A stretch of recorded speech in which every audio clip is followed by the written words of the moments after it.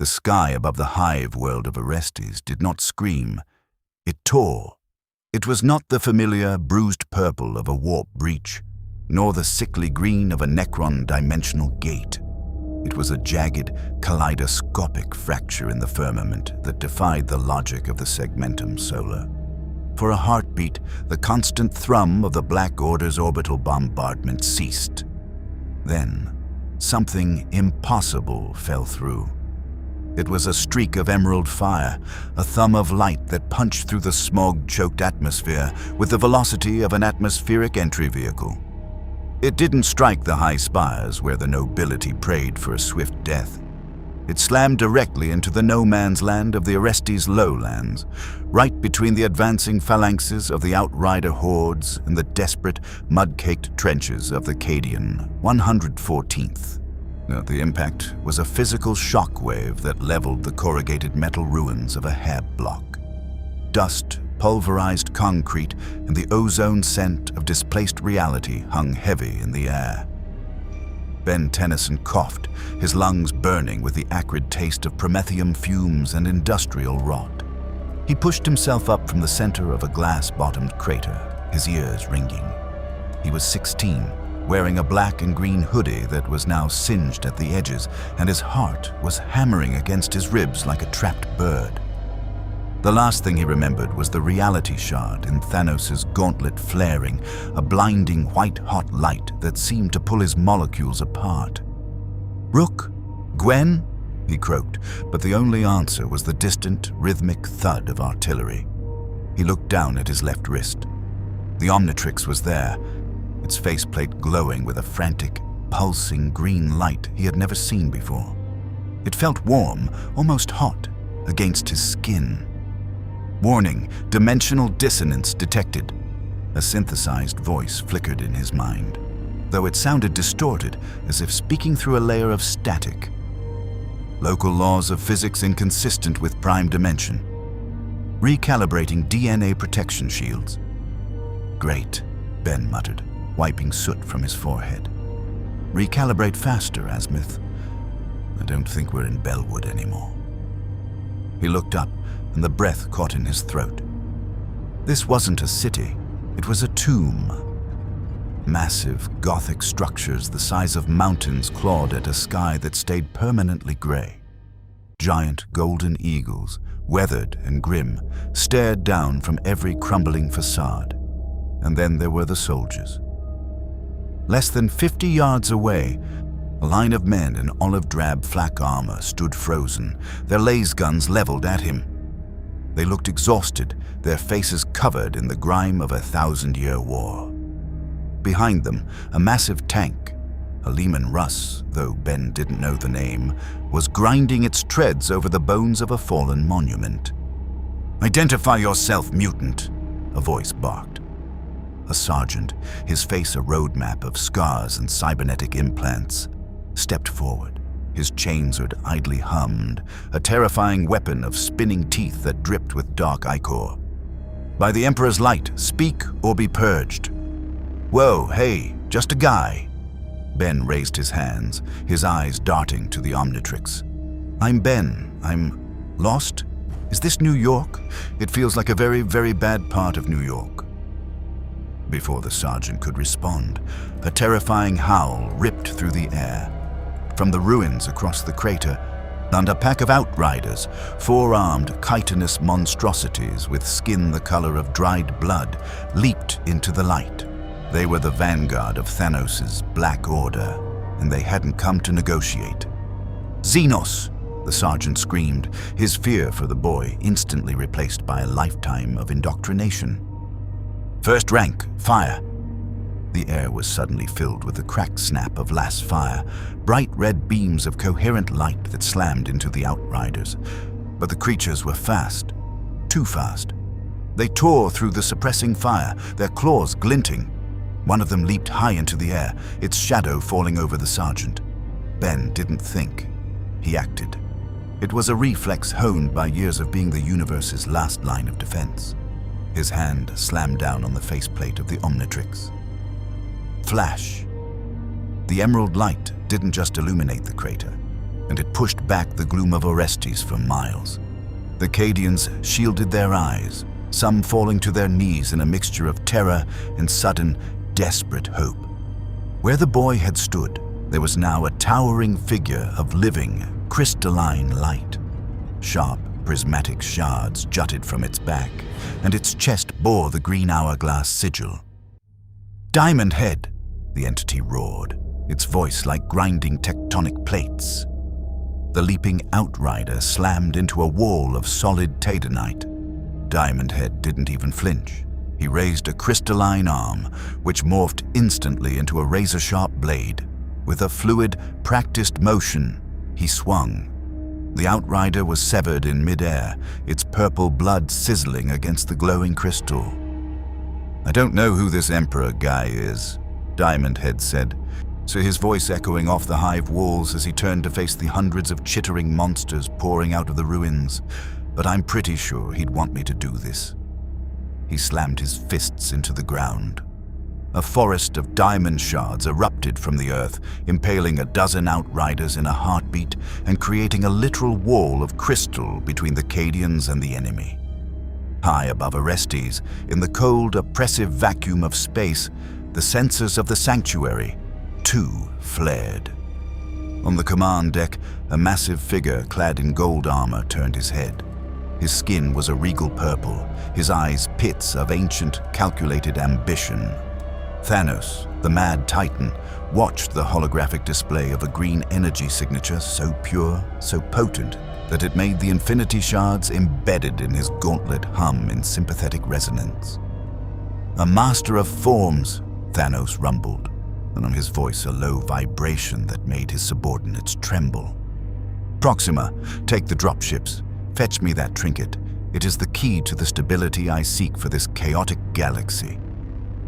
Down in the mud, Sergeant Kell of the Cadian 114th watched the crystalline giant shatter another wave of monsters. He gripped his rosary, his knuckles white. "Is it a miracle, Sarge?" a young trooper whispered, his voice trembling. "Is it an angel of the throne world?" Kell didn't know. All he knew was that for the first time in 3 months of siege, the darkness was flinching. If you crave stories of cosmic collisions and impossible heroes, smash that subscribe button. The Emperor protects those who bear witness to the dark millennium. The battlefield of Orestes had seen much death, but it had never seen anything like the Emerald Juggernaut, now standing in its center. Diamond Head moved with a calculated grace that defied his crystalline bulk, his body a living prism that refracted the red las fire of the Cadians into a dazzling, harmless spray of light. Every time his feet hit the reinforced ferrocrete, the ground groaned. "Keep your heads down," Diamond Head shouted, his voice vibrating through the voxcasters of the nearby Cadian squads. He pointed both hands toward the dense cluster of outriders surging from the ruins of a collapsed manufactorum. His fingers detached, firing like high-velocity flechettes. These weren't just projectiles. They were tadenite shards that exploded on impact, shredding the unarmored monsters and coating the gray mud in purple gore. So to the Cadians of the 114th, this was a display of martial prowess that bordered on the divine. To Ben Tennyson, it was just Tuesday. However, as the adrenaline began to spike, Ben felt a sharp, stabbing pressure at the base of his skull. It wasn't the usual physical strain of a transformation. It was as if the very air was trying to intrude upon his mind. The 41st millennium was not a vacuum of thought. It was a roiling sea of psychic agony, and the Omnitrix was working overtime to buffer Ben's consciousness from the shadow in the warp that accompanied the arrival of the Black Order's master. Warning, the Omnitrix pulsed in his mind. Localized reality saturation high. Transformation stability at 84%. "Not now, Asmuth," Diamond Head grunted, punting an outrider into a crumbling support pillar. The Cadian sergeant, Kell, was scrambled to the edge of the crater. He didn't know whether to order his men to fix bayonets or to fall into a prayer of thanksgiving. In the Imperium, anything that wasn't human was a target, but this creature was fighting the great enemy. That made it, at best, a temporary reprieve. "Advance!" Kel roared, his chainsword screaming back to life.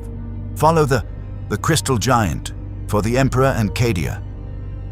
The guardsmen rose from the trenches, a wall of green-clad soldiers pouring over the parapets. With Ben as their shield, the 114th began to retake the Hab block. Diamond Head acted as a mobile fortress, erecting walls of crystal to provide cover for the advancing squads and crushing the Black Order's vanguard with heavy, rhythmic strikes. But the victory was short-lived. A sudden chill swept over the battlefield, and a cold so intense it frosted the glass-like shards Diamond Head had created. From the smog above, 3 black and gold dropships descended, their engines screaming with a dissonant, mechanical wail. They didn't land, they hovered, their ventral hatches hissing open. Out of the lead craft leapt a silhouette of terrifying elegance. She landed in a crouch, her midnight blue armor absorbing the light around her. Proxima Midnight rose to her full height, her 3-pronged spear glowing with the cold light of a dying star. Behind her marched a phalanx of Chitauri warriors, their biomechanical weapons humming. She ignored the Cadians entirely, her eyes, yellow and predatory, locked onto the green hourglass symbol on Diamond Head's chest. "The Titan has seen you, little shifter," she hissed, her voice carrying over the din of battle like a poisoned blade. "He finds your toy. Intriguing. Hand it over, and I might grant these vermin a quick death." Diamond Head narrowed his eyes, his crystalline brow furrowing. "I've heard that hand-it-over speech from better villains than you, and usually they're wearing more colors." "Boldness is the mask of the ignorant," Proxima replied. She blurred into motion. She was faster than anything Ben had fought in months. She didn't just run, she seemed to slip through the gaps in reality. Her spear lashed out, trailing a wake of black energy that didn't just cut, it unmade. Diamond Head raised a shield of Tadenite, but the spear's tip carved through it like a hot wire through wax. Ben gasped as the weapon grazed his shoulder. Even in his diamond-hard form, he felt a jolt of pure, cold malice. No, this wasn't just tech. It was forged from the same cosmic-level sorcery that fueled the Infinity Shards. "Okay, new plan," Diamond Head yelled. He clapped his hands together, creating a massive concussive shockwave that forced Proxima back a few inches. He reached for the dial on his chest, his mind racing. He needed something with more raw power, something that could handle a cosmic assassin. He slammed the dial. Flash! The green light flared again, but this time it felt jagged. The Omnitrix chirped a warning. DNA sample Vaxasaurian unavailable due to local gravitational interference, randomizing selection. When the light faded, the Cadians and the Chitauri alike stumbled back. Standing in the crater was a humanoid creature that looked like a living circuit board, glowing with black and green lines. It was barely 6 feet tall, so looking fragile compared to the crystalline giant that had preceded it. "Upgrade?" Ben said, his voice a digitized warble. "Seriously? There's nothing to merge with out here but mud and... Oh." His eyes drifted to the Lehman Russ battle tank, idling 10 meters away. The tank's machine spirit, a primitive but stubborn AI, seemed to hum in a mixture of fear and recognition. Proxima Midnight laughed, a harsh metallic sound. "You traded your armor for a shadow? Die then." She lunged, her spear aimed at Ben's core. But Ben was already moving. He didn't run away. He poured himself toward the Lehman Russ. His liquid metal body stretched like a sheet of dark silk, coating the rusted green armor of the tank. The transformation was instantaneous and terrifying. The Lehman Russ didn't just change, it evolved. The stubby battle cannon elongated, and its iron barrel replaced by a sleek, glowing railgun assembly. The heavy bolters on the sponsons shifted, growing cooling fins and emerald power cells. The entire chassis lifted on a cushion of grav repulsors, shedding its tracks like a snake shedding skin. The tank's Vox speakers emitted a booming, synthesized roar. Actually, I think I'll keep the armor. The upgraded Lehman Russ swiveled its turret with impossible speed. A pulse of pure plasma energy erupted from the main gun, a beam of green light that vaporized a dozen Chitauri and turned the ground they stood on into a pool of bubbling slag. Proxima Midnight vaulted over the blast, her face twisted in a snarl of rage. This wasn't just a mutant, this was a techno-heretic of the highest order. To the Cadians watching, it was a blasphemous miracle.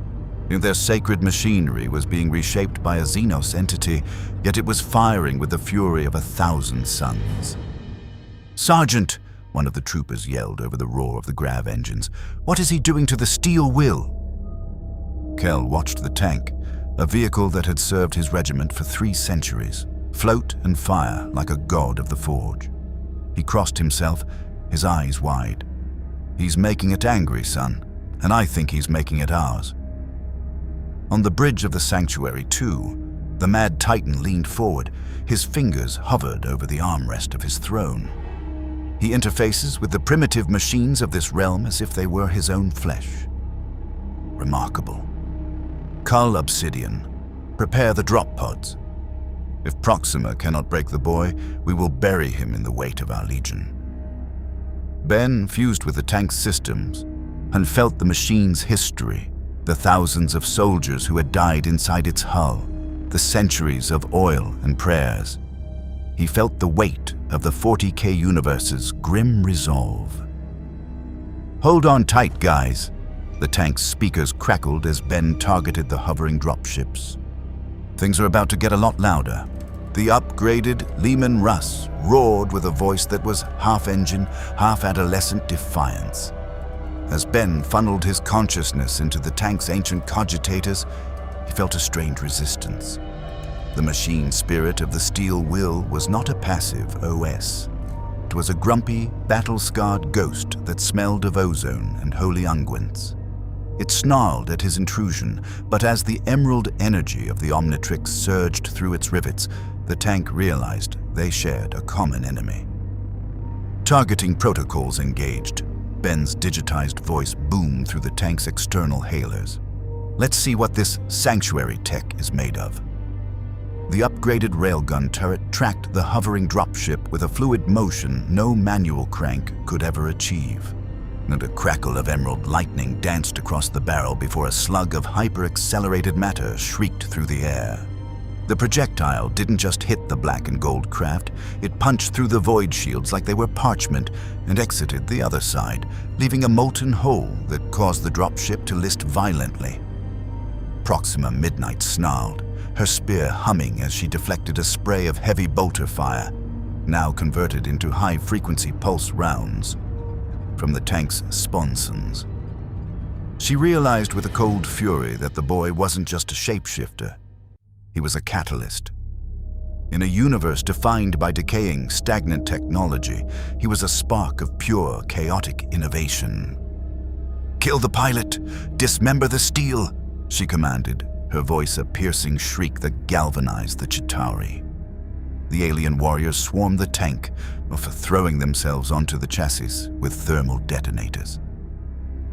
Inside the digital consciousness of the machine, Ben felt the heat of the explosions like stings on his own skin. "Get off the paint job!"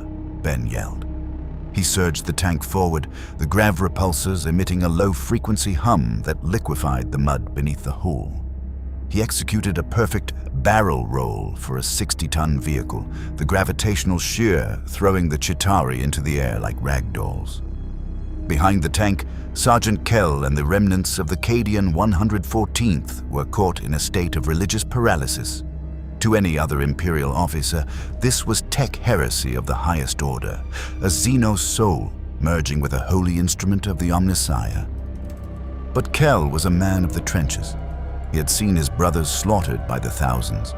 He knew the smell of a losing war. "Don't just stand there gawking at the machine god," Kell roared, kicking a shell-shocked trooper back into cover. Support the boy. If he's holding that line, we hold it with him. Fix bayonets for the Emperor and the whatever that thing is." The Cadians rallied, their laser guns humming as they picked off the outriders trying to flank the hovering tank. It was a bizarre, impossible sight. The disciplined, grim-faced soldiers of the Astra Militarum fighting in the shadow of a glowing, neon-green war machine from another dimension. But the sky above Orestes was about to get darker. A massive, rectangular shadow blotted out the flickering fires of the hive. A drop pod, the size of a small cathedral and burning with the friction of entry, slammed into the earth 300 yards away. The impact didn't just shake the ground, and it shattered the nearby crystal walls Ben had built earlier as Diamond Head. The doors of the pod didn't open, they were kicked off their hinges from the inside. Cull Obsidian stepped out. He was a mountain of muscle and bone matter, clad in heavy, spiked plates of obsidian armor. He carried a massive, chain-linked hammer axe that pulsed with a dull, thrumming energy. Beside him stood a figure shrouded in tattered gray robes, clutching a staff topped with a jagged shard of translucent white stone. Ebony Moore looked upon the battlefield with a clinical, detached disgust. He raised his hand, and the rubble of the hab block began to float, swirling around him in a slow, telekinetic dance. "Such a noisy little creature," the Moore whispered, his voice carrying through the vox channels of every Cadian in the sector, bypassing their encryption with terrifying ease. "You play with toys of iron, while my master seeks the fabric of the soul. Give us the device, child. Your world is already a corpse. Why bother defending its grave?" "I've got a better idea." The Leman Russ's speakers crackled as Ben swiveled the turret toward the Moor. "How about you take a seat?" Ben fired the railgun. But the Moor didn't move. He simply gestured, and the very air in front of him seemed to harden. The emerald slug hit an invisible wall of force, shattering into 1,000 useless fragments. "Your understanding of power is primitive," the Moor said. With a flick of his fingers, he sent a massive slab of ferrocrete flying toward the tank. Ben tried to dodge, but the Moor was faster. He didn't just throw rocks, he manipulated the tank's own gravity. The steel will was slammed into the ground, its grav repulsors whining in protest as the weight of the planet seemed to triple. Ben felt the strain. The Omnitrix began to beep a rapid, rhythmic warning. "Warning! External telekinetic interference detected. Energy feedback reaching critical levels. Force transformation in 10, 9. No, not now," Ben grunted, his digitized voice flickering. Cull Obsidian roared and leaped, his massive hammer raised high. He intended to crack the tank like a nut and peel the boy from the center. Inside the tank, Ben made a split-second decision. He couldn't stay in this form. The Moor was stripping the machine's components apart with a thought. He needed something that could resist the Moor's mind games. He needed something big. He didn't wait for the timer. He slammed his hand against the internal core of the Omnitrix. Flash. The green light didn't just burst, it erupted with the force of a localized supernova. The Moor was thrown back, his telekinetic grip shattered by the sheer volume of energy. Cull Obsidian was knocked midair, his massive bulk tumbling through the mud. When the light died down, the Leman Russ was gone. In its place stood a creature that made the Cadians drop their weapons in genuine terror. It was a humanoid of colossal proportions, easily 60 feet tall. Its skin was white and red, sleek and aerodynamic, with a large fin protruding from its head. The green hourglass symbol sat proudly on its chest, glowing with the intensity of a small sun. "You want to talk about big?" Way Big's voice wasn't a digitized warble anymore. It was a deep but resonating boom that rattled the very foundations of the hive. "Let's talk." Way Big didn't wait for a reply. He reached down and scooped up Cull Obsidian like a man picking up an annoying beetle. With a casual flick of his wrist, he tossed the giant across the horizon where the brute disappeared into the smog of the upper hive levels. Ebony Moore's eyes widened. For the first time, The detached arrogance on his face wavered. He looked at the white and red Titan, then at the shard on his staff. The shard was reacting, vibrating with a frantic white light. "The power shard," the Maw whispered. "It recognizes him. He is not just a shifter, he is a conduit." On the bridge of the sanctuary, too, Thanos stood up from his throne. His massive hand gripped the armrest so hard the metal groaned. He saw the giant on the screen, a creature that dwarfed even his greatest warriors. "The boy is a celestial scale anomaly," Thanos rumbled. "Send the second wave and prepare my personal transport. I will not have my destiny delayed by a child's bravado."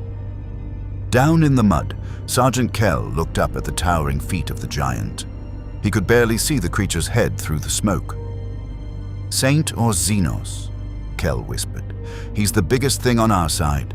The presence of a 60-foot Titan in the middle of a Cadian war zone was a theological catastrophe.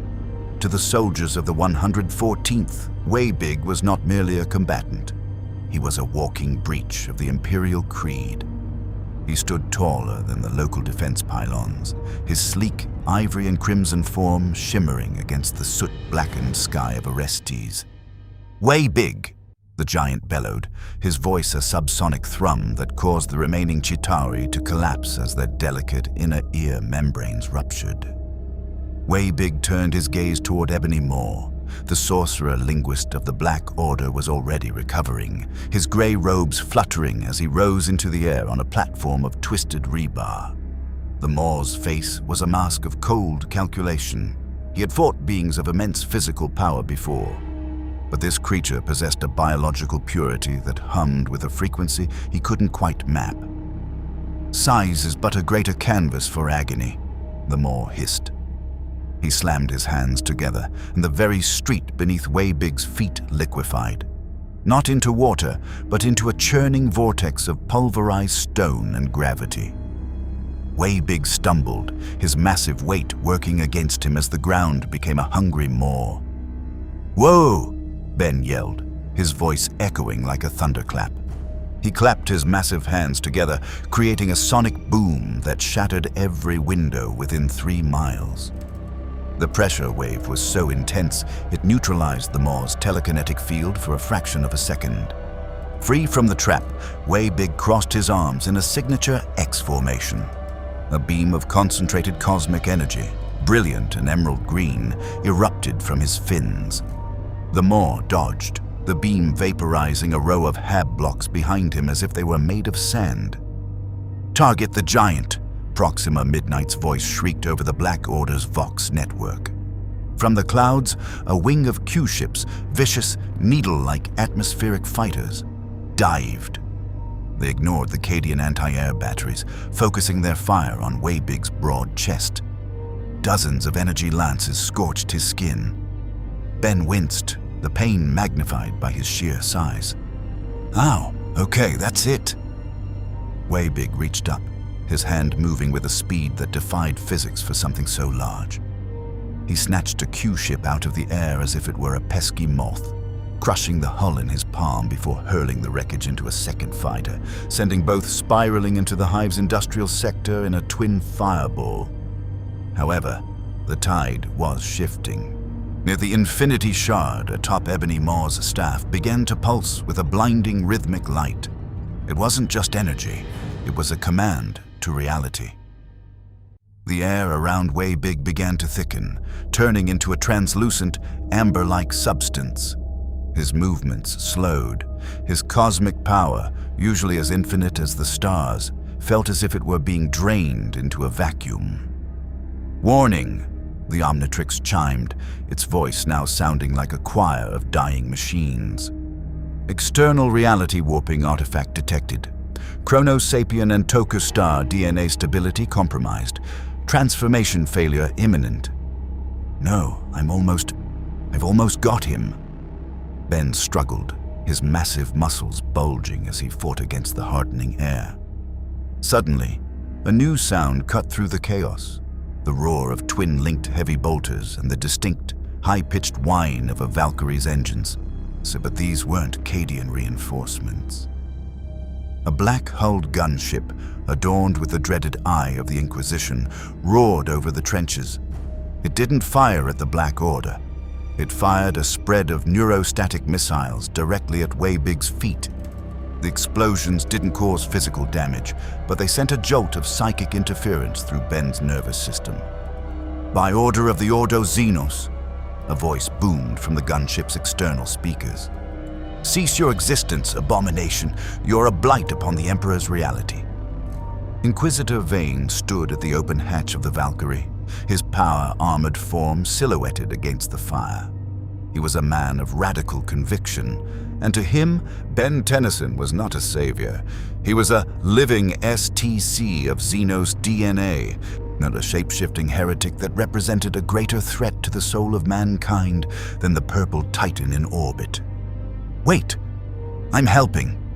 Ben tried to shout, but the amber stasis and the inquisitorial static were too much. The Omnitrix flared a violent, angry red. Flash! The 60-foot giant vanished. In its place, a small, exhausted teenager fell through the air, tumbling toward the mud. Ben hit a pile of discarded sandbags with a sickening thud, his vision swimming. The Omnitrix on his wrist was smoking, its faceplate dark and unresponsive. "Secure the asset," Vane commanded. Inquisitorial stormtroopers rappelled from the Valkyrie, their red-eye lenses glowing in the dark. At the same time, Ebony Maw descended from the other side, his robes trailing like smoke. "The boy belongs to the Titan," the Maw said calmly, raising his hand to flay the stormtroopers alive with a gesture. "The boy belongs to the Holy Ordo," Vane countered, drawing a consecrated plasma pistol. Ben groaned, pushing himself up. He was caught between a galactic tyrant's hitman and a religious zealot who wanted to lobotomize him. He looked at the Omnitrix. It was dead. For the first time since arriving in this nightmare, he was just Ben Tennyson. No aliens, no powers, just a kid in a hoodie in a universe that wanted him dead. "Great," Ben whispered, clutching his bruised ribs as the two factions closed in. "I really miss the forever nights right about now." If you're hungry for tales of what-if scenarios that shake the foundations of the 41st millennium, hit subscribe and join the crusade for more content. The mud of Orestes tasted of copper and ancient ash. Ben lay in the shadow of a shattered Lehman Russ, the same one he had piloted only minutes before, watching the collision of two different brands of fanaticism. On one side, the inquisitorial stormtroopers of the Ordo Xenos moved with the chilling, synchronized grace of men who had traded their souls for efficiency. On the other, the Black Order's Chitauri remnants and the telekinetic shadow of Ebony Maw. "The device is not for the hands of monkeys," Ebony Maw murmured. He didn't even look at the stormtroopers. He simply swept his hand horizontally. A wave of force, sharp as a monomolecular wire, sliced through the air. Inquisitor Vane didn't flinch. "Refractor field, now!" A shimmering blue dome of energy flared into existence around the inquisitorial squad. The telekinetic strike hissed against the field, scattering into harmless sparks. Vane stepped forward, his power-armored boots crushing the bones of a fallen outrider. He pointed a gloved finger at Ben. "That Xenos trinket is a corruption of the sacred form. It must be catalogued, neutralized, and purged. If you stand in the way of the Emperor's justice, Xenos, you will find that we have practiced the art of killing your kind for 10,000 years." 10,000 years, the Maw echoed, a thin, cruel smile touching his gray lips. "My master has watched empires such as yours rise and fall like the breathing of a babe. You are a footnote in a history that is being rewritten." Ben scrambled backward, his boots slipping in the gore-slicked trench. His left arm felt heavy, the Omnitrix pulsing with a dull, rhythmic heat that matched his own frantic heartbeat. It wasn't dead, but it was recalibrating. The interface was a mess of alien glyphs and frantic reboot progress bars. "Internal DNA buffer reset in progress," a tiny, tinny version of the AI whispered from his wrist. Estimated time, 340 seconds. 5 minutes, Ben hissed to the watch. I'm gonna be a science project or a paperweight in 5 seconds. The standoff broke with the sudden, violent intervention of the Cadians. Sergeant Kell, leading the remnants of the 114th, didn't care about inquisitorial jurisdiction or the Moor's cosmic nihilism. He saw a boy who had saved his men being circled by vultures. "Open fire!" Kell screamed. A wall of last fire erupted from the trench line. It was a desperate, undisciplined volley. But it forced both Vane and the Maw to divert their attention. Vane's stormtroopers turned their hell guns on the Cadians, their high-intensity beams melting through flak armor with horrific ease. "Treason!" Vane roared.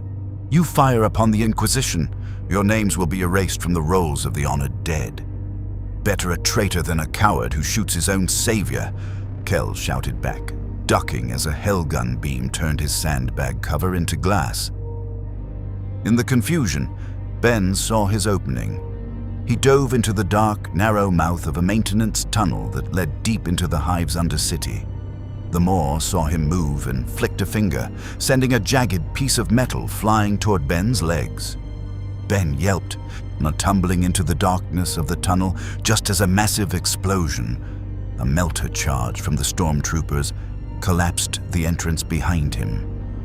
He was alone in the dark. The undercity of Orestes was a labyrinth of dripping pipes, humming power conduits, and the distant, rhythmic thumping of the Hive's mechanical heart. Ben ran until his lungs felt like they were filled with hot lead. He stopped at a junction where the air smelled of ozone and recycled sewage.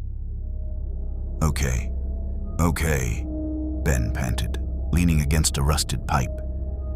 He looked at the Omnitrix. The green light was beginning to flicker back to life, but it was unsteady. "Azimuth, if you can hear me, this place is a nightmare. Everyone is a jerk. The soldiers are jerks, the space knights are jerks, and the guy with the chin is the biggest jerk of all." As if in response to the name Thanos, the walls of the undercity began to vibrate. It wasn't an earthquake. It was a rhythmic, heavy thudding, the sound of something massive walking on the surface above. A holographic projection shimmered into life from the Omnitrix's faceplate. It wasn't a map or an alien profile. It was a transmission. The face of Thanos, massive and impassive, filled the narrow tunnel. "You run well, Benjamin Tennyson," the Titan's voice rumbled, bypassed the watch's security as easily as if he were opening a door. "But you do not understand the stakes of this crusade. This universe is a broken machine. It is a factory that produces only suffering and madness. Your Omnitrix is a repository of life that no longer exists in this galaxy. You carry the DNA of 1 billion extinct species in a place that only knows how to kill." "So what?" Ben snapped, his defiance returning. "You're gonna use them to make things perfect." "I've heard that one before, Thanos. It usually ends with a lot of people getting hurt." "I offer a mercy this galaxy has forgotten," Thanos replied. "Give me the device, and I will use its genetic blueprints to restart the cycle of life. I will purge the corruption of the warp and the rot of the Imperium. I will create a new Eden, and you will be remembered as its architect." Ben looked at the watch. The reboot bar was at 60%. "Yes, sorry. I'm more of a freelance hero than an architect, and I don't trust guys who wear gold armor and talk about mercy while their friends are shooting at me." The transmission cut out. From the shadows of the tunnel behind Ben, a new sound emerged, a wet, clicking noise. It wasn't a Chitauri, it wasn't an Inquisitor, and a pair of glowing, multifaceted eyes opened in the darkness. Then another, and another. A Genestealer, its chitinous purple armor glistening with slime, crawled along the ceiling. It was the vanguard of a different kind of hunger, the Tyranids. They had been nesting in the Undercity for decades, waiting for the Hive to weaken. The Omnitrix flared a frantic, warning yellow. "Warning, unrecognized, predatory DNA detected. Analyzing, analysis blocked by Hive mind, psychic shadow." Danger. Danger. Ben backed away, his hand hovering over the dial. Great. More aliens. And I'm guessing these ones don't want to talk about Eden. He slammed the dial. The green light was distorted, tinged with a sickly, static-filled yellow. Flash. The transformation felt wrong. Usually, the shift was a seamless transition, a fluid rearrangement of atoms. This time, it was a violent collision. As the Omnitrix struggled to process the overwhelming psychic static of the Tyranid hive mind, the green light flickered into a nauseating, bioluminescent pale yellow. Ben's body elongated, his skin hardening into a slick black and purple chitin. He felt his thoughts fragmenting, replaced by a cold, predatory instinct that screamed for one thing: consume. Fast track, Ben tried to say, but his vocal cords had been replaced by a series of vibrating membranes. A wet, clicking hiss was all that escaped. He had become a variation of a Kinoceleran, XLR8's species, but the DNA had been corrupted by the proximity of the genus stealers. He was faster than before, but his mind was a battlefield. No, he could see the genus stealers clearly now. They weren't just monsters. They were pulses of rhythmic, biological light in a dark world. The lead genus stealer leaped from the ceiling, its 4 claws extended. Ben, now a blur of shadowed speed, didn't even think. He moved. The world slowed to a crawl. The dripping water from the overhead pipes hung in the air like diamonds. He drifted past the genus stealer, his bladed tail whipping out and severing the creature's head before it even realized its prey had moved. Warning! The Omnitrix pulsed, the voice sounding like it was underwater. Host psyche under assault by localized Gestalt consciousness. Transformation time reduced to stabilize mental integrity. Gotta get out, Ben hissed, his own voice sounding distant to his ears. He became a streak of black lightning, tearing through the maintenance tunnels. He wasn't just running, he was vibrating through the very air, but the Undercity was a trap. Every corner he turned revealed more of the Tyranid infestation. They were everywhere, a silent tide of teeth and claws that had been waiting for the chaos above to reach its peak. Ben burst through a heavy blast door, skidding to a halt in a massive geothermal power station. The air was thick with the scent of ozone and the rhythmic thrum of the hive's primary generators. But he wasn't alone. A group of Eldar corsairs, clad in sleek emerald and gold armor, stood around a humming pedestal. Atop the pedestal sat a jagged fragment of translucent glass that pulsed with a rhythmic golden light. The reality shard. The Eldar leader, a Farseer with a tall, crested helm, he turned his head toward the blurred shape of Ben. He didn't raise his weapon, he simply watched. The Weaver of Forms has arrived, the Farseer said, his voice melodic and heavy with ancient sorrow. But he arrives in a shroud of the great Devourer's making. Ben skidded to a stop, his body flickering back and forth between his human form and the chitinous speedster. The shard. I need it. Thanos is coming. We know of the Titan, the Farseer replied. We have fought his shadow for aeons. The shard is not a toy for a child of the lesser races. It is a fragment of the Old One's dreams, and in the hands of the Titan, it will become the funeral shroud of the galaxy. Suddenly, the ceiling of the power station erupted. It wasn't a Tyranid. It was a spear, a 3-pronged, midnight blue spear that hummed with the cold light of a dead star. Proxima Midnight descended through the hole, her eyes fixed on the reality shard. Behind her, a squad of Chitauri fired their energy rifles, the beams clashing against the Eldar's holographic shields. The Titan is patient, Proxima hissed, her gaze shifting to Ben. But his patience has limits. Give me the shard and the boy, or I will turn this world into a cinder. Ben felt the Omnitrix beep a final, desperate warning. The yellow light turned a blinding, pure white. Flash. Ben collapsed onto the metal grating, human once again. He was shivering, his skin pale, his mind finally free of the Tyranids' psychic grip. He looked up just as the Eldar and the Black Order began to trade fire in a dazzling display of high-tech sorcery and alien weaponry. "The shard," Ben groaned, reaching out. The Farseer stepped toward the pedestal, but Proxima was faster. She threw her spear, the weapon curving through the air like a living thing. It struck the pedestal, the impact sending a shockwave of golden energy through the room. The reality shard didn't break. It flared. For a heartbeat, the power station vanished.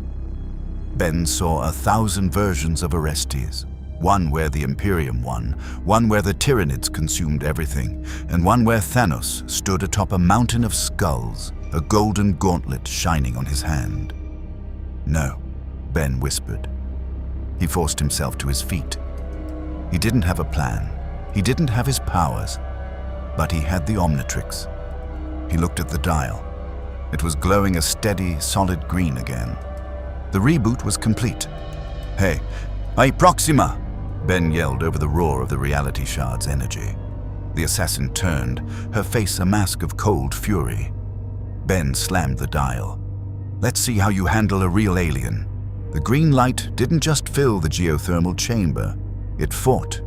It pushed back the golden, reality-warping haze of the shard and the cold, oppressive shadows of Proxima's presence. As Ben's molecules shifted, the air around him began to drop in temperature.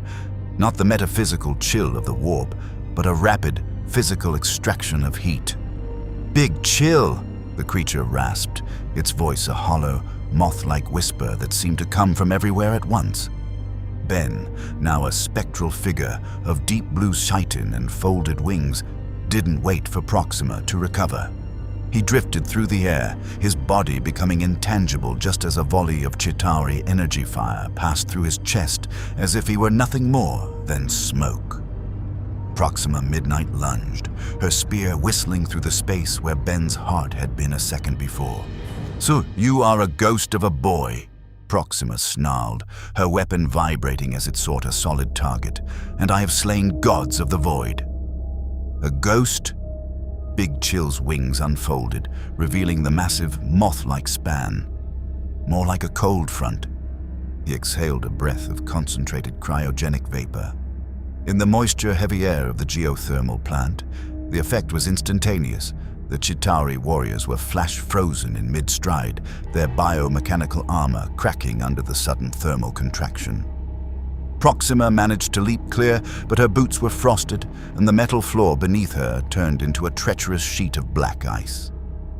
The Eldar Farseer watched the exchange with a narrowed gaze. To his ancient mind, the Weaver of Forms was demonstrating a mastery of the physical realm that was almost orc-like in its bluntness, yet refined by a technology he could barely comprehend. He saw the reality shard beginning to fracture the local space-time. Ghostly images of the Black Order's flagship, the Sanctuary II, began to flicker in the air around them. "The veil is thin," the Farseer shouted, his voice cutting through the hiss of steam. "The Titan's will is manifesting through the shard. If he claims it, this world will be rewritten in his image. Not if I have anything to say about it." Big Chill flew toward the pedestal, his form shimmering into tangibility as he reached for the glowing fragment. But as his clawed hand neared the shard, a massive, obsidian-clad hand grabbed him by the throat. Cull Obsidian had returned, his armor scorched and his face a mask of primal rage. He had tracked the energy signatures deep into the Undercity, and he wasn't interested in words. The giant squeezed. Ben felt the breath leave his spectral lungs. The Omnitrix chirped a warning, physical integrity compromised, initiating emergency countermeasure. Ben didn't fight the change. He leaned into it. He slammed his hand against the dial on his chest even as Cull Obsidian's grip tightened. Flash. The transformation was so violent, it threw the obsidian giant backward. In his place stood a mountain of yellow and black armor, pulsating with a rhythmic electrical hum. "Feedback!" Ben didn't wait for Cull to stand. He grabbed the nearest thick power conduit, a line carrying the raw geothermal energy of the hive's core, and plugged it directly into the gold-tipped plugs on his head. His eyes flared with a blinding, white-hot intensity. "You guys like energy?"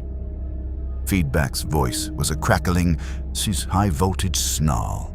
"I've got plenty to share." He pointed his fingers at Cull Obsidian and Proxima Midnight. Two bolts of pure, concentrated electrical fury erupted from his hands. This wasn't just electricity. It was the lifeblood of the hive, amplified by the Omnitrix's power conversion matrices. Cull Obsidian was sent flying through a reinforced bulkhead, his armor glowing cherry red. Proxima was forced to use her spear as a lightning rod, the weapon vibrating so violently it nearly shattered her grip. But the victory came at a cost. The reality shard, reacting to the massive surge of energy in the room, flared with a violent golden light.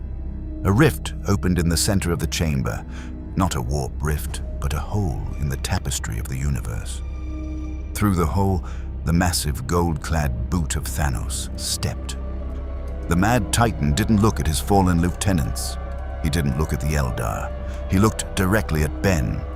The power shard in his gauntlet was already glowing, a dull purple light that made the very air feel heavy and suffocating. "You have spirit, child," Thanos rumbled, his voice echoing in the chamber like the tolling of a funeral bell. "But you are fighting for a status quo that is beneath you. Look at this world.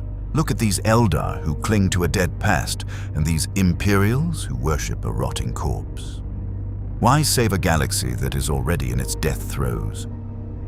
Feedback stood his ground, his antennae sparking. "Because it's their galaxy, not yours, and I've met enough saviors like you to know that mercy usually means my way or the highway." Thanos raised his gauntlet. "Then you shall witness the cost of your defiance." With a flick of his wrist, the Mad Titan unleashed a wave of purple energy. Feedback tried to absorb it, but the power was too vast, too ancient. It wasn't just energy, it was the fundamental force of the universe. Ben was blasted off his feet, his armor cracking as he slammed into the shard's pedestal. The reality shard drifted into Thanos' waiting hand. "Now," the Titan whispered, "the stabilization begins." The chamber of the geothermal plant groaned as the reality shard merged with the Mad Titan's gauntlet. The golden light of the artifact bled into the purple aura of the power shard, creating a sickening, bruised hue that began to unmake the architecture of the room.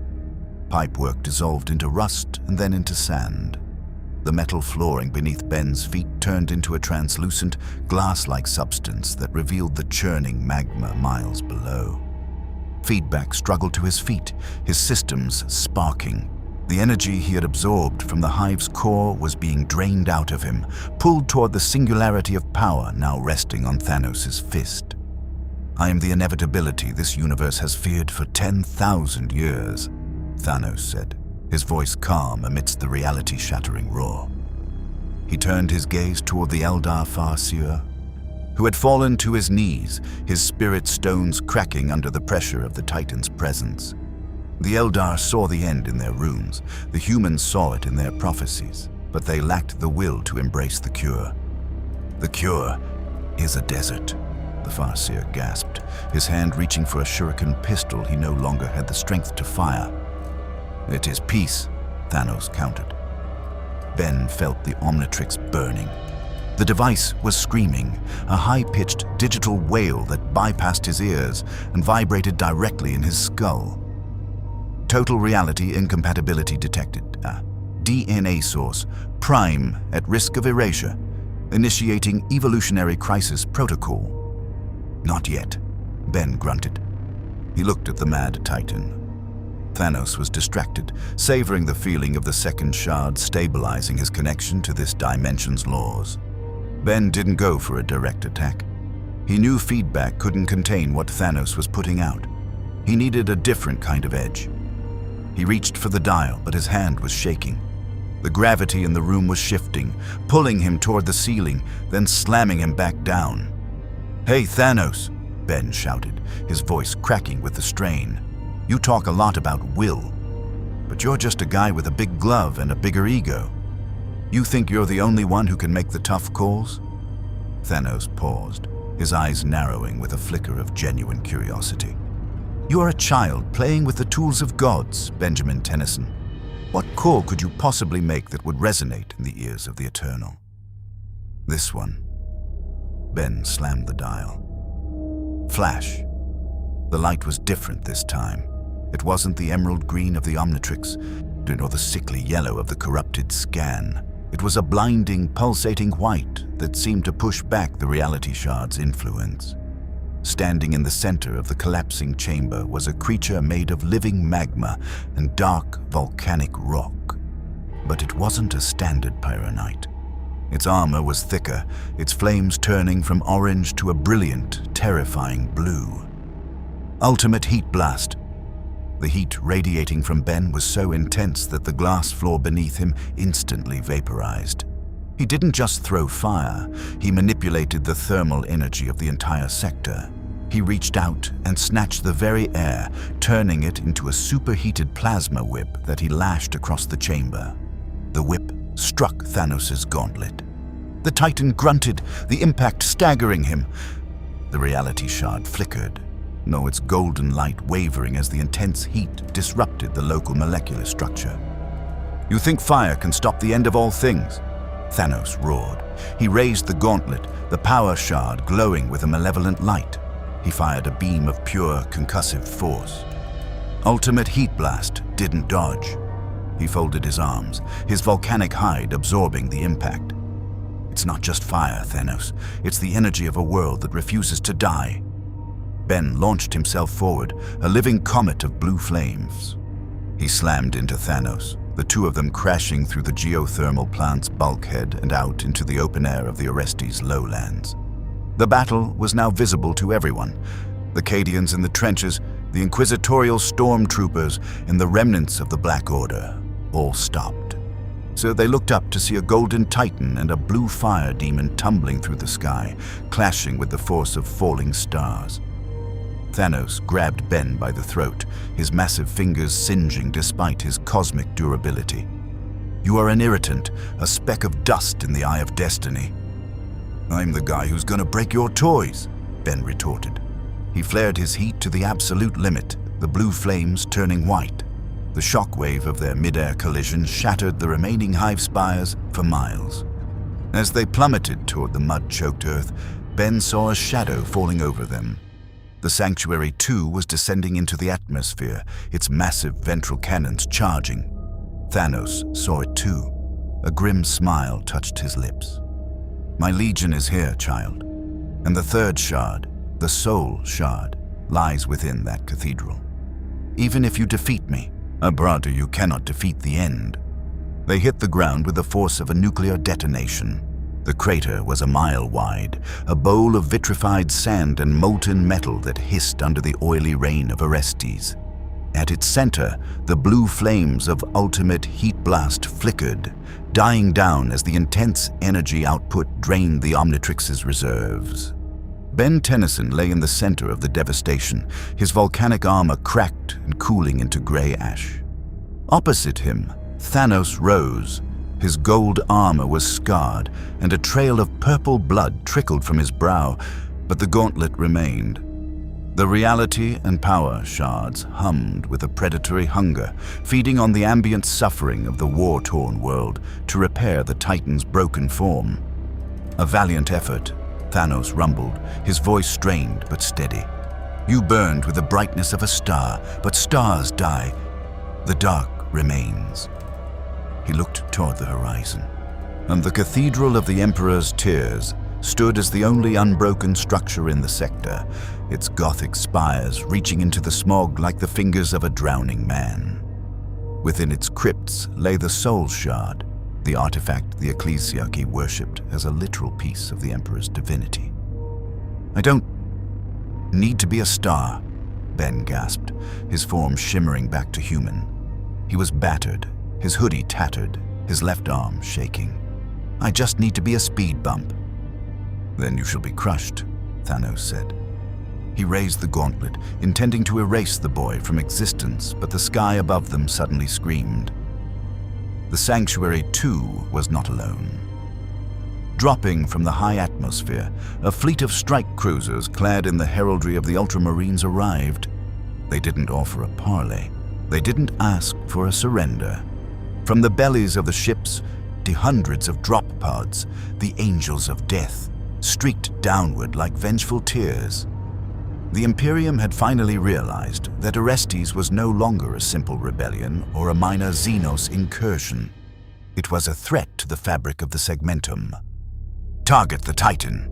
A Vox transmission boomed across every frequency, the voice heavy with the authority of Chapter Master Marneus Calgar.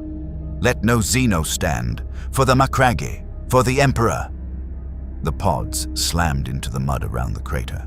Blue-armored giants stepped into the fire, their bolters barking in rhythmic, disciplined volleys. They didn't distinguish between Ben and the Black Order. To the Astartes, everything in the crater was an abomination. Ben scrambled for the Omnitrix. "Okay, everyone wants a piece? Fine, let's give them a real show." He didn't select a brawler, so he didn't select a flyer. He spun the dial to a silhouette he rarely touched, a form that Asmuth had warned him was too dangerous for a universe this unstable. Chroma Stone. Ben transformed into the silicon-based life form, his body a faceted pillar of Moresi crystal. As the Ultramarines opened fire, the explosive bolt shells didn't shatter him. He stood perfectly still, his body absorbing the kinetic and chemical energy of the explosions, his crystals glowing with a prismatic neon intensity. Thanos marched through the fire, the power shard creating a bubble of force that disintegrated the bolter rounds before they touched him. He was heading for the cathedral. He knew the Astartes were a distraction, a momentary nuisance in the face of godhood. "Thanos, look at me!" Chroma Stone shouted. Ben pointed his arms at the Titan. Though he didn't fire a beam of energy, he did something much more dangerous. He reached out to the soul shard within the cathedral, using his unique crystalline resonance to act as a tuning fork for the artifact's power. The cathedral exploded from the inside out. A wave of white ethereal light, the raw power of the soul shard, erupted, drawn toward Chroma Stone like metal to a magnet.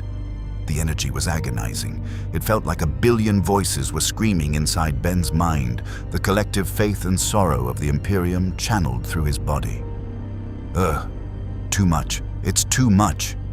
Ben's crystals began to fracture. "You fool!" Thanos roared, realization dawning on his face. "You cannot contain the soul of a galaxy. You will shatter." "Maybe." Chroma Stone's voice was a chorus of crystalline chimes. "But I'm taking the shard off the table." Ben funneled the energy. He didn't blast Thanos. He blasted the ground beneath the Titan's feet, creating a rift of pure soul fire that bypassed physical durability. Thanos plummeted into the chasm, the reality shard flaring wildly as it tried to stabilize a floor that was no longer physical. At the same time, Inquisitor Vane's Valkyrie swooped low, his multi-lasers raking across Chroma Stone's back. "The artifact is ours. Kill the Prism Mutant." Ben was at his limit. He was being shot at by the heroes he wanted to help, hunted by a Titan he was barely holding back, and his mind was being shredded by the Soul Shard's power. He made a choice that would define his time in the 41st millennium. He wouldn't save the world by winning, so he would save it by becoming the very thing the 40K universe feared most. He slammed the Omnitrix dial while his body was still saturated with the Soul Shard's light. Protocol, Alien X, access granted. Warning, universal laws in conflict. Proceed with extreme caution. The world went silent. The bolter fire froze in midair. The falling rain hung like static diamonds. The Ultramarines, the Black Order, and the screaming Cadians were reduced to statues in a gallery of war.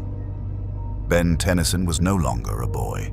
He was a silhouette of the stars themselves, a void-black entity standing in the center of a dying world. Alien X had arrived. and the 41st millennium was not ready for the verdict. The universe of the 41st millennium was a cacophony of screams, a discordant symphony of chainswords and dying stars. But as Alien X stood in the center of the Orestes lowlands, the galaxy fell into a terrifying, absolute silence. The black and white form of the celestial sapien did not glow. It consumed light, a silhouette of a distant, more peaceful nebula carved out of the heart of a nightmare. Inside the mind of the entity, Ben Tennyson stood on a platform of pure light, facing the two colossal floating heads that governed his most powerful form. Bellicus, the voice of rage and aggression, and Serena, the voice of love and compassion. "This place is a wound," Serena whispered, her voice like soft rain on a metal roof. "The suffering here is so vast, so ancient. It hurts to even look upon it, Ben."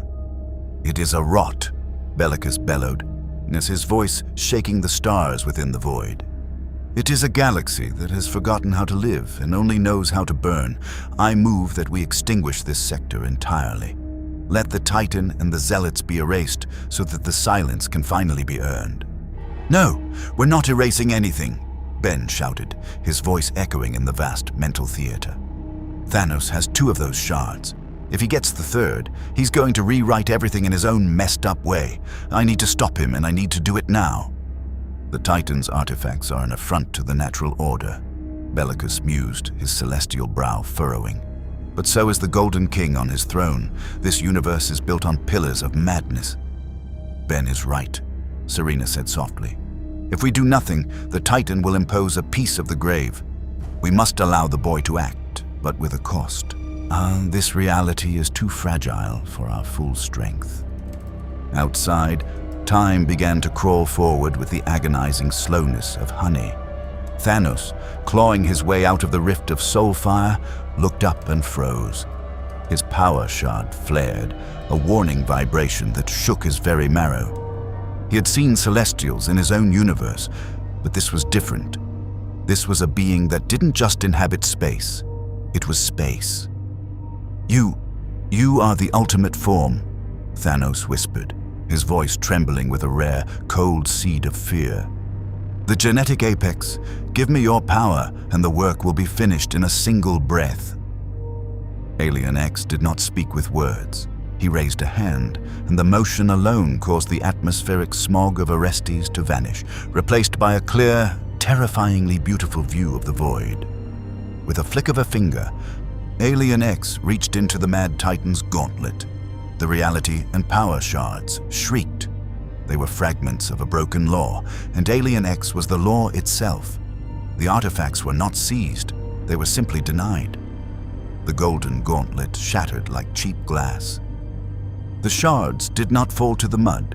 They dissolved into pure, raw information, absorbed into the celestial tapestry of Alien X's form.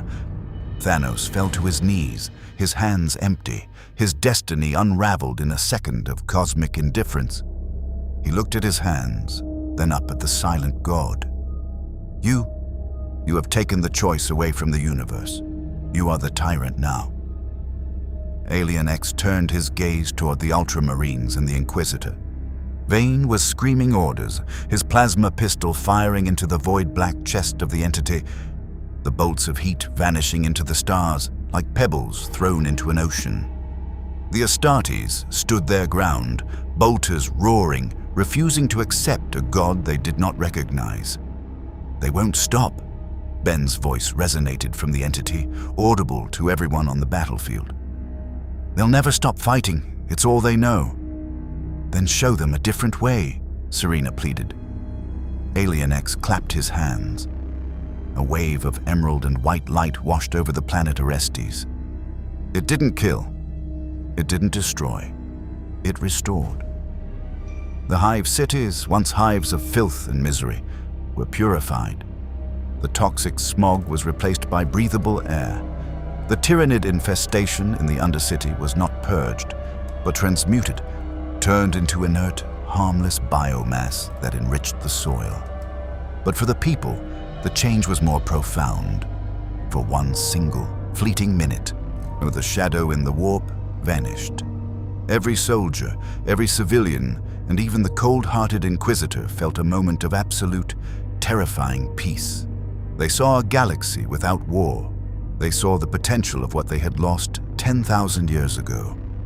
Then, the light faded. Alien X vanished.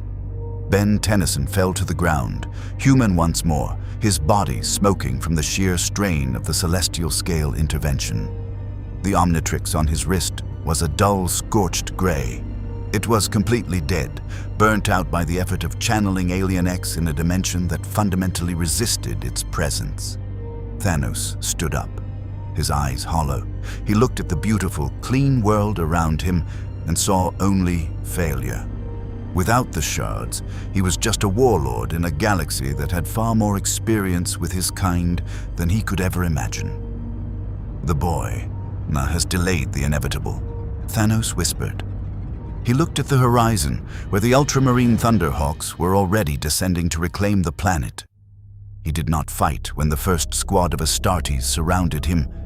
He simply sat in the grass, a titan without a throne. The Battle of Orestes ended not with a bang, but with a confusing, beautiful silence. The Imperium reclaimed the world, declaring the sudden purification a miracle of the Emperor, though Inquisitor Vane spent the rest of his life obsessively hunting for the green-clad heretic who had disappeared into the Hive's undercity. Ben Tennyson was never found. Using the last dying embers of the Omnitrix's power, he had cloaked his biological signature, slipping away into the shadows of a galaxy that was now slightly less dark, yet infinitely more dangerous. He was a boy without a way home, stuck in a universe where hope was heresy, and he was the only one who remembered the light. Thanos was taken to a high-security inquisitorial fortress, his mind a locked vault of alien secrets that the Ordo Xenos would spend centuries trying to pick. He had wanted to save the galaxy by destroying half of it. Instead, he became a specimen in a collection he once thought he could master. The 3 shards were gone, returned to the fundamental energies of the universe by Alien X. But the legend of the Star Child, the boy who could become anything, spread through the whispers of the Cadian 114th and the songs of the Eldar. In the grim darkness of the 41st millennium, a new variable had been introduced. A hero who didn't kill, a boy who wouldn't bow, and a light that refused to go out. The war for the soul of the galaxy continues, but for the first time in an eternity, the pieces on the board have changed. Ben Tennyson is out there, somewhere in the void, waiting for the green light to blink once more. In the grim darkness of the far future, even a hero from another world can leave a mark that never fades. More legends await. Thank you for watching. Please like and subscribe.